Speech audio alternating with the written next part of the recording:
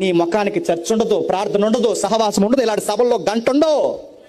నీ వయసులో ఉన్నప్పుడు నీ ఇష్టం వచ్చినట్టు తిరుగుతావు. నీ కళ్ళు బాగున్నప్పుడు నీ చెత్తంతా చూస్తావు. ఇప్పుడు కళ్ళు పోతాయి, ఇప్పుడు బైబిల్ చదివాలని వస్తావు, నీ కళ్ళు కనబడవు. ఇప్పుడు నీ ఓపుకున్నప్పుడు ఇలాంటి సభలకు రావు, చర్చకు రావు.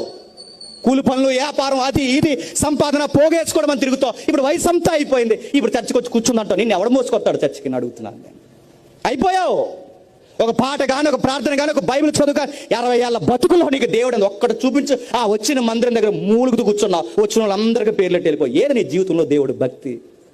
ఏముంది నీ భక్తిని అడుగుతున్నాను నేను. అయిపోతుంది. కాళ్ళు కాటికి చాపే వయసు అందరికీ వచ్చేస్తుంది. దుర్దినాలు గుర్తుపెట్టుకోండి.